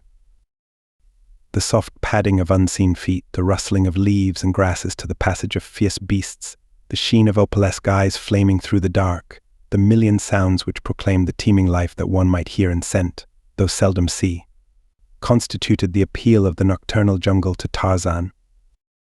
Tonight he had swung a wide circle toward the east first and then toward the south, and now he was rounding back again into the north. His eyes, his ears, and his keen nostrils were ever on the alert. Mingled with the sounds he knew, there were strange sounds, weird sounds which he never heard until after Kudu had sought his lair below the far edge of the big water, sounds which belonged to Goro, the moon, and to the mysterious period of Goro's supremacy. These sounds often caused Tarzan profound speculation. They baffled him because he thought that he knew his jungle so well that there could be nothing within it unfamiliar to him. Sometimes he thought that as colors and forms appeared to differ by night from their familiar daylight aspects, so sounds altered with the passage of Kudu and the coming of Goro, and these thoughts roused within his brain a vague conjecture that perhaps Goro and Kudu influenced these changes. And what more natural that eventually he came to attribute to the sun and the moon personalities as real as his own. The sun was a living creature and ruled the day. The moon, endowed with brains and miraculous powers, ruled the night. Thus functioned the untrained man-mind, groping through the dark night of ignorance for an explanation of the things he could not touch or smell or hear, and of the great unknown powers of nature which he could not see. As Tarzan swung north again upon his wide circle, the scent of the gamangani came to his nostrils, mixed with the acrid odor of wood smoke. The ape-man moved quickly in the direction from which the scent was borne down to him upon the gentle night wind. Presently the ruddy sheen of a great fire filtered through the foliage to him ahead, and when Tarzan came to a halt in the trees near it, he saw a party of 6 black warriors huddled close to the blaze. It was evidently a hunting party from the village of Mbonga, the chief, caught out in the jungle after dark. In a rude circle about them they had constructed a thorn boma which, with the aid of the fire, they apparently hoped would discourage the advances of the larger carnivora. That hope was not conviction was evidenced by the very palpable terror in which they crouched, wide-eyed and trembling, for already Numa and Saber were moaning through the jungle toward them. There were other creatures, too, in the shadows beyond the firelight. Tarzan could see their yellow eyes flaming there. The blacks saw them and shivered. Then one arose and, grasping a burning branch from the fire, hurled it at the eyes, which immediately disappeared. The black sat down again. Tarzan watched and saw that it was several minutes before the eyes began to reappear in twos and fours. Then came Numa, the lion, and Saber, his mate. The other eyes scattered to right and left before the menacing growls of the great cats, and then the huge orbs of the man-eaters flamed alone out of the darkness. Some of the blacks threw themselves upon their faces and moaned, but he who before had hurled the burning branch now hurled another straight at the faces of the hungry lions, and they too disappeared as had the lesser lights before them. Tarzan was much interested. He saw a new reason for the nightly fires maintained by the blacks, a reason in addition to those connected with warmth and light and cooking. The beasts of the jungle feared fire, and so fire was, in a measure, a protection from them. Tarzan himself knew a certain awe of fire. Once he had, in investigating an abandoned fire in the village of the blacks, picked up a live coal. Since then he had maintained a respectful distance from such fires as he had seen. One experience had sufficed. For a few minutes after the black hurled the firebrand no eyes appeared, though Tarzan could hear the soft padding of feet all about him. Then flashed once more the twin fire spots that marked the return of the Lord of the Jungle, and a moment later, upon a slightly lower level, there appeared those of Saber, his mate. For some time they remained fixed and unwavering, a constellation of fierce stars in the jungle night. Then the male lion advanced slowly toward the boma, where all but a single black still crouched in trembling terror. When this lone guardian saw that Numa was again approaching, he threw another firebrand, and as before, Numa retreated, and with him Saber, the lioness, but not so far, this time, nor for so long. Almost instantly they turned and began circling the boma, their eyes turning constantly toward the firelight, while low, throaty growls evidenced their increasing displeasure. Beyond the lions glowed the flaming eyes of the lesser satellites, until the black jungle was shot all around the black men's camp with little spots of fire. Again and again the black warrior hurled his puny brands at the two big cats, but Tarzan noticed that Numa paid little or no attention to them after the first few retreats. The ape-man knew by Numa's voice that the lion was hungry and surmised that he had made up his mind to feed upon a gomangani, but would he dare a closer approach to the dreaded flames? Even as the thought was passing in Tarzan's mind, Numa stopped his restless pacing and faced the boma. For a moment he stood motionless, except for the quick, nervous upcurving of his tail. Then he walked deliberately forward, while Saber moved restlessly to and fro where he had left her.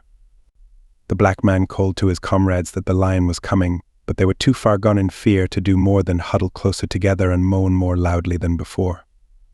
Seizing a blazing branch, the man cast it straight into the face of the lion. There was an angry roar, followed by a swift charge.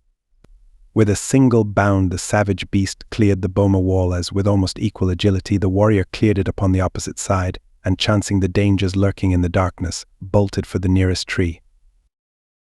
Numa was out of the boma almost as soon as he was inside it, but as he went back over the low thorn wall, he took a screaming negro with him.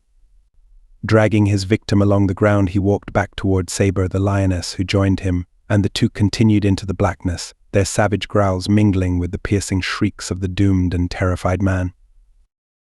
At a little distance from the blaze the lions halted. There ensued a short succession of unusually vicious growls and roars, during which the cries and moans of the black man ceased forever. Presently Numa reappeared in the firelight. He made a second trip into the boma, and the former grisly tragedy was reenacted with another howling victim. Tarzan rose and stretched lazily. The entertainment was beginning to bore him.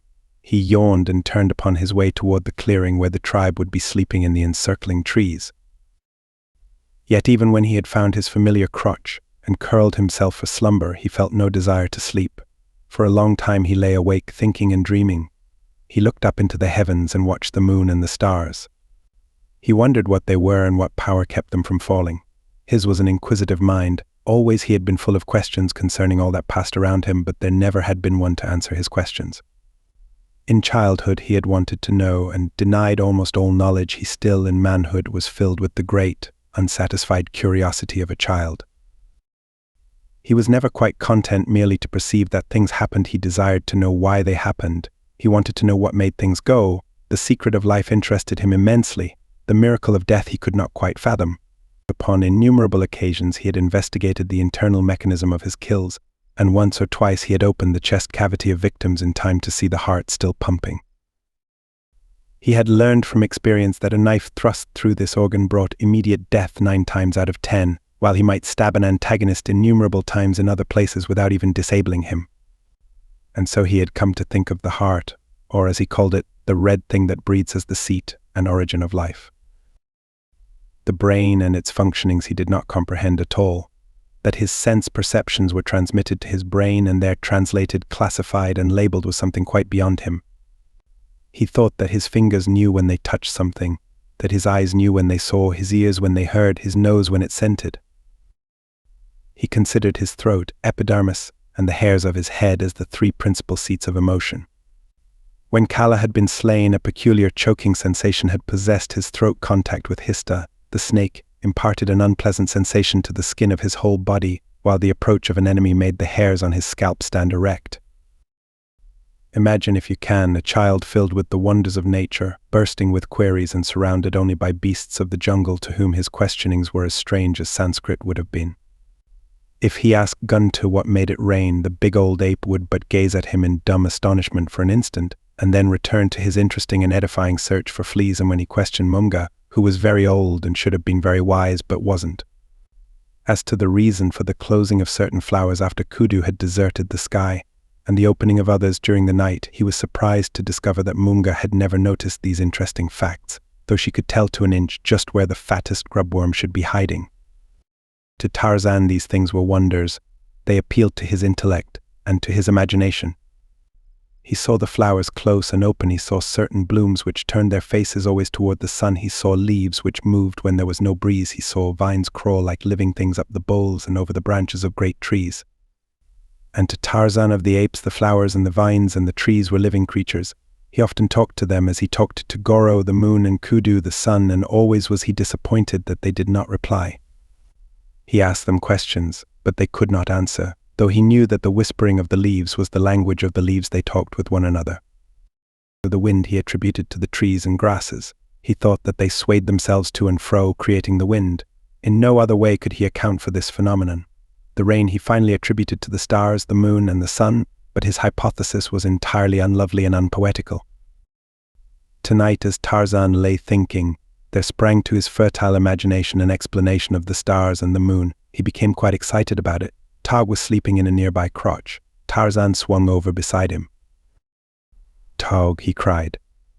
Instantly the great bull was awake and bristling, sensing danger from the nocturnal summons. "Look," Tog exclaimed Tarzan, pointing toward the stars. "See the eyes of Numa and Saber, of Sheeta and Dango. They wait around Goro to leap in upon him for their kill. See the eyes and the nose and the mouth of Goro, and the light that shines upon his face is the light of the great fire he has built to frighten away Numa and Saber and Dango and Sheeta. All about him are the eyes, Tog, you can see them, but they do not come very close to the fire. There are few eyes close to Goro. They fear the fire. It is the fire that saves Goro from Numa. Do you see them?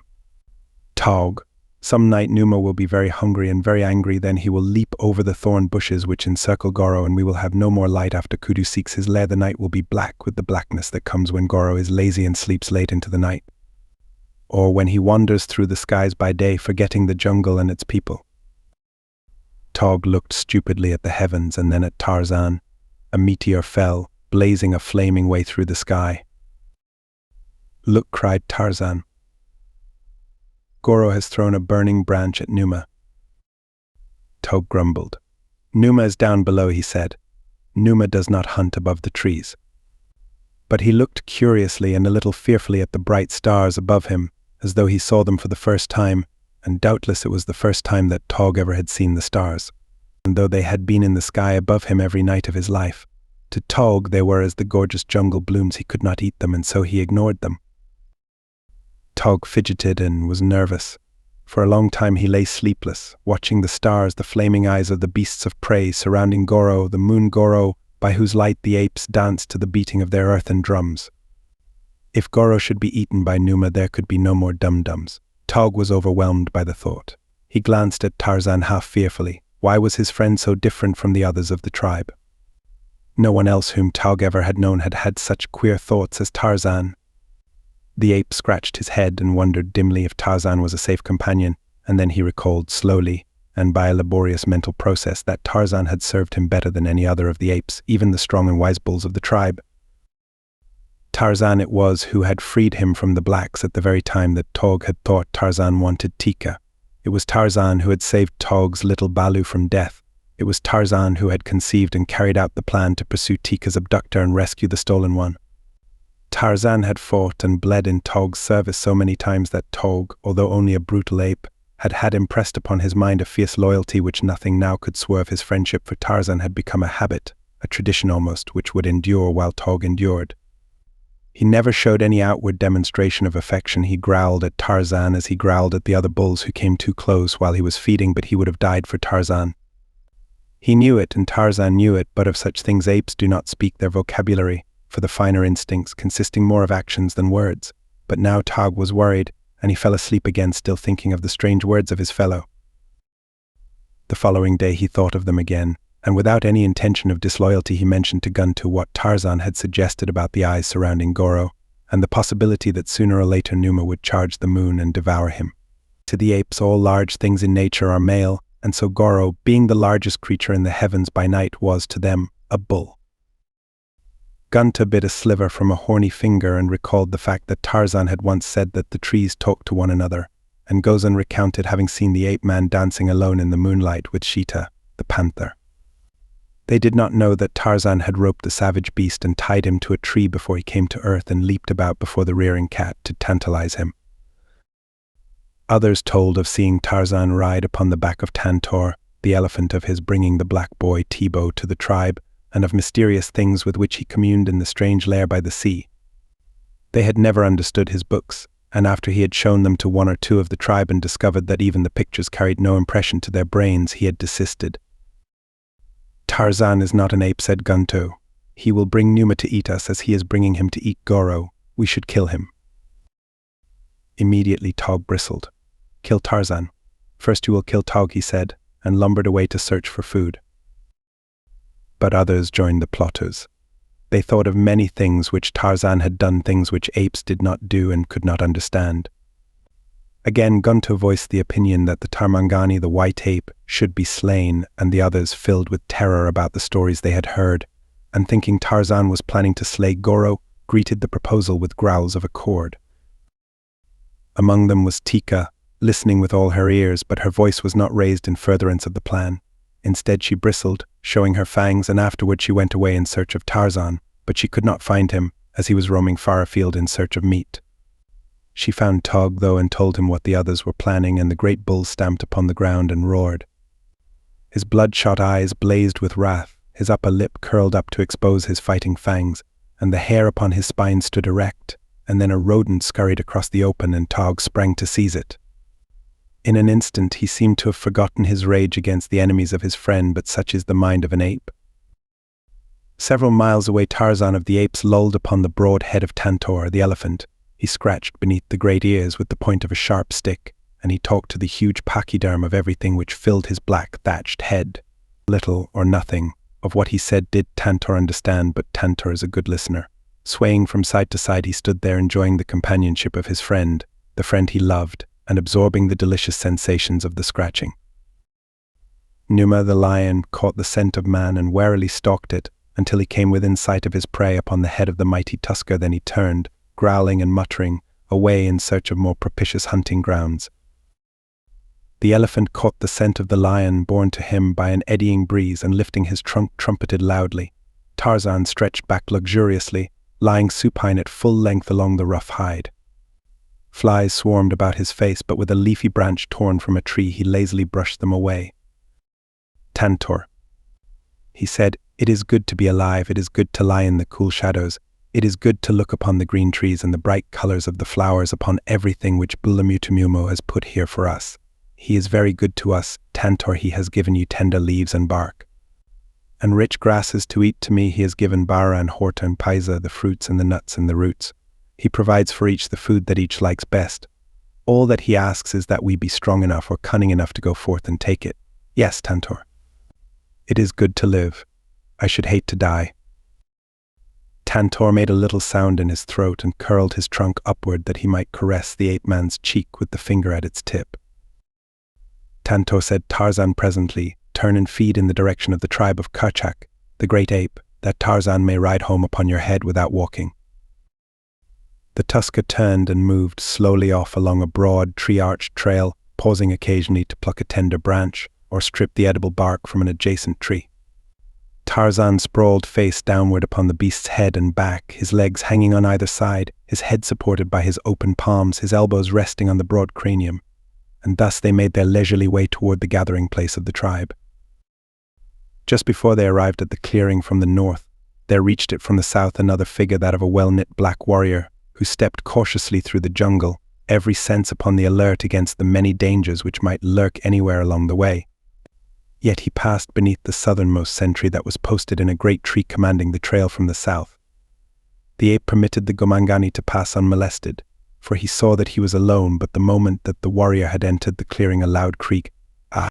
rang out from behind him, immediately followed by a chorus of replies from different directions, as the great bulls crashed through the trees in answer to the summons of their fellow.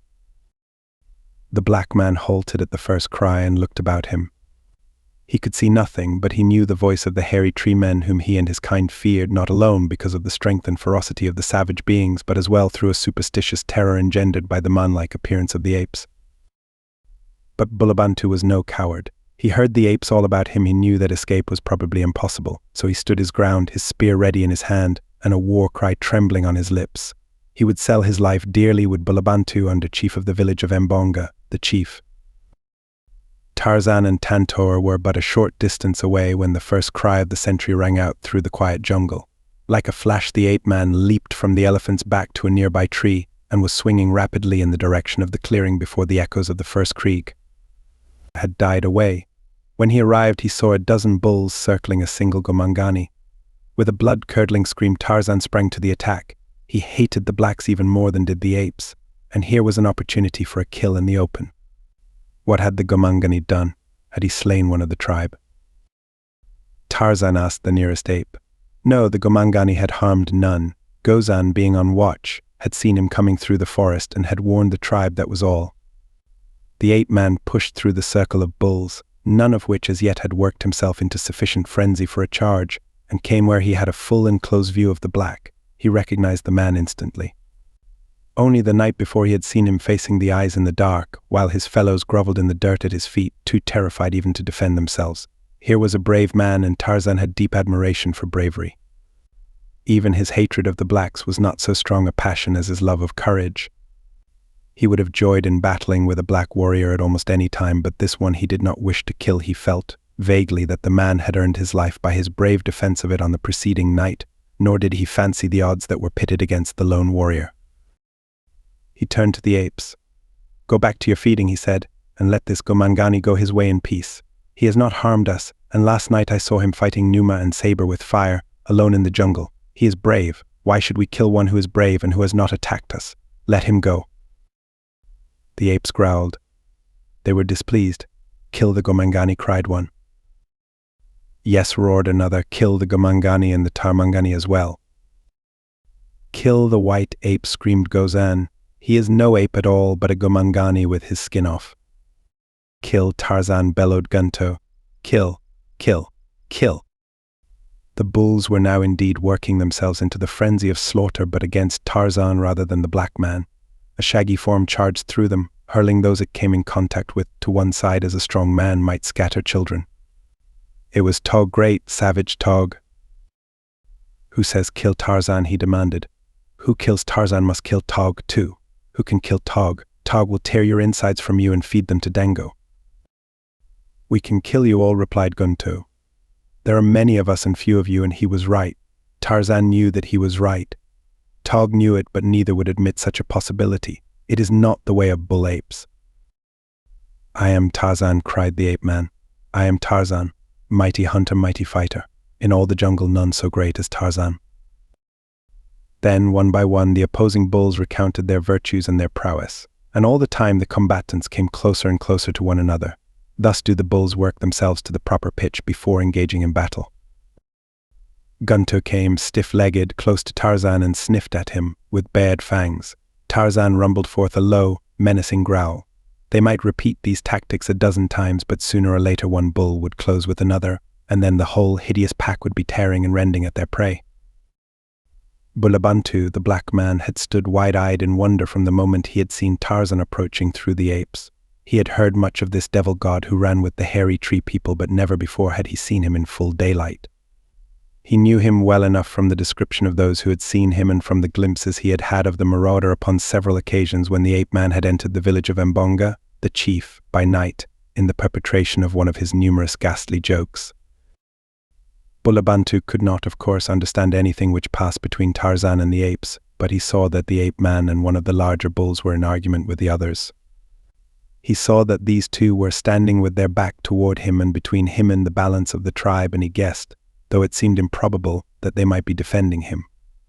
He knew that Tarzan had once spared the life of Mbonga, the chief, and that he had succored Tibo and Tibo's mother Mamaya. So it was not impossible that he would help Bulabantu, but how he could accomplish it Bulabantu could not guess, nor as a matter of fact could Tarzan, for the odds against him were too great. Gunto and the others were slowly forcing Tarzan and Tog back toward Bulabantu. The ape-man thought of his words with Tantor just a short time before. Yes, Tantor, it is good to live. I should hate to die. And now he knew that he was about to die, for the temper of the great bulls was mounting rapidly against him. Always had many of them hated him, and all were suspicious of him. They knew he was different. Tarzan knew it too, but he was glad that he was a man that he had learned from his picture books, and he was very proud of the distinction. Presently, though, he would be a dead man. Gunto was preparing to charge. Tarzan knew the signs. He knew that the balance of the bulls would charge with Gunto. Then it would soon be over. Something moved among the verdure at the opposite side of the clearing. Tarzan saw it just as Gunto, with the terrifying cry of a challenging ape, sprang forward. Tarzan voiced a peculiar call and then crouched to meet the assault. Tog crouched too, and Bulabantu, assured now that these two were fighting upon his side, couched his spear and sprang between them to receive the first charge of the enemy. Simultaneously, a huge bulk broke into the clearing from the jungle behind the charging bulls. The trumpeting of a mad tusker rose shrill above the cries of the anthropoids as Tantor, the elephant, dashed swiftly across the clearing to the aid of his friend. Gunto never closed upon the ape-man, nor did a fang enter flesh upon either side. The terrific reverberation of Tantor's challenge sent the bulls scurrying to the trees, jabbering and scolding. Tog raced off with them. Only Tarzan and Bulabantu remained. The latter stood his ground because he saw that the devil god did not run, and because the black had the courage to face a certain and horrible death beside one who had quite evidently dead death for him. But it was a surprised Gomangani who saw the mighty elephant come to a sudden halt in front of the ape-man and caress him with his long, sinuous trunk. Tarzan turned toward the black man. "Go," he said in the language of the apes, and pointed in the direction of the village of Mbonga. Bulabantu understood the gesture, if not the word, nor did he lose time in obeying. Tarzan stood watching him until he had disappeared. He knew that the apes would not follow. Then he said to the elephant, "Pick me up," and the tusker swung him lightly to his head. "Tarzan goes to his lair by the big water," shouted the ape-man to the apes in the trees. "All of you are more foolish than Manu, except Tog and Tika. Tog and Tika may come to see Tarzan, but the others must keep away. Tarzan is done with the tribe of Kerchak." He prodded Tantor with a calloused toe, and the big beast swung off across the clearing, the apes watching them until they were swallowed up by the jungle. Before the night fell, Tog killed Gunto, picking a quarrel with him over his attack upon Tarzan. For a moon the tribe saw nothing of Tarzan of the apes. Many of them probably never gave him a thought, but there were those who missed him more than Tarzan imagined. Tog and Tika often wished that he was back, and Tog determined a dozen times to go and visit Tarzan in his seaside lair, but first one thing and then another interfered. One night, when Tog lay sleepless looking up at the starry heavens, he recalled the strange things that Tarzan once had suggested to him, that the bright spots were the eyes of the meat-eaters waiting in the dark of the jungle sky to leap upon Goro, the moon, and devour him. The more he thought about this matter, the more perturbed he became. And then a strange thing happened.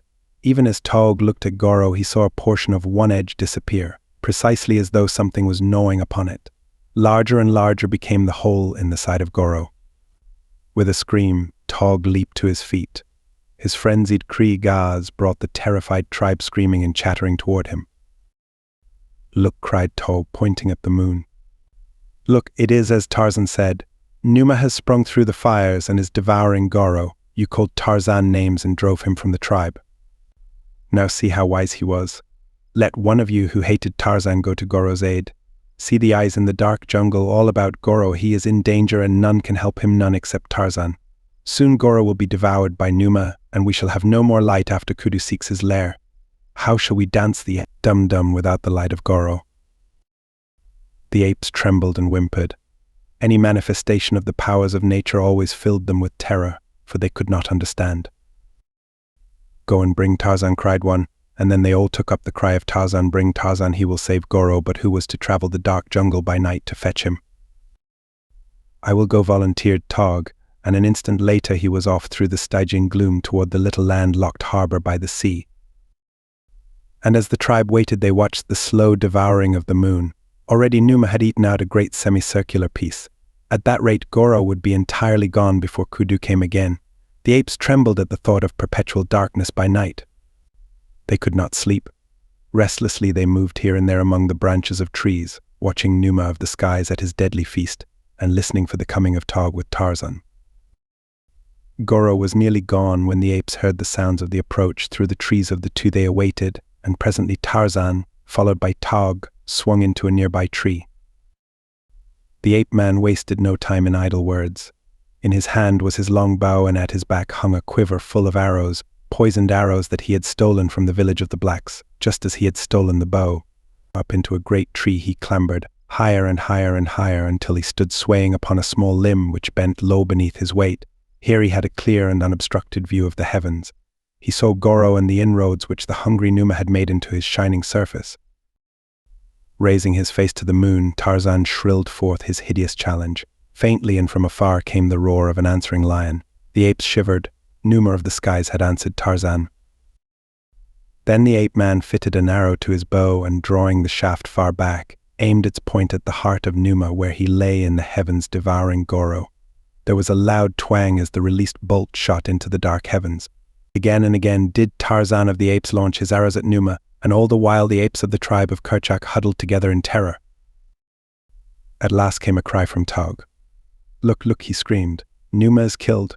Tarzan has killed Numa. See, Goro is emerging from the belly of Numa." And sure enough, the moon was gradually emerging from whatever had devoured her, whether it was Numa, the lion, or the shadow of the earth. But were you to try to convince an ape of the tribe of Kerchak that it was aught but Numa, who so nearly devoured Goro that night? Or that another than Tarzan preserved the brilliant god of their savage and mysterious rites from a frightful death, you would have difficulty in a fight on your hands. And so Tarzan of the apes came back to the tribe of Kerchak, and in his coming he took a long stride toward the kingship, which he ultimately won, for now the apes looked up to him as a superior being. In all the tribe there was but one who was at all skeptical about the plausibility of Tarzan's remarkable rescue of Goro, and that one, strange as it may seem, was Tarzan of the apes. The end. Best audiobooks for free. Hope that you have enjoyed this production of Edgar Rice Burroughs' Jungle Tales of Tarzan. Please subscribe to our channel on YouTube and Rumble, as your subscription is the support we need to create more great free content.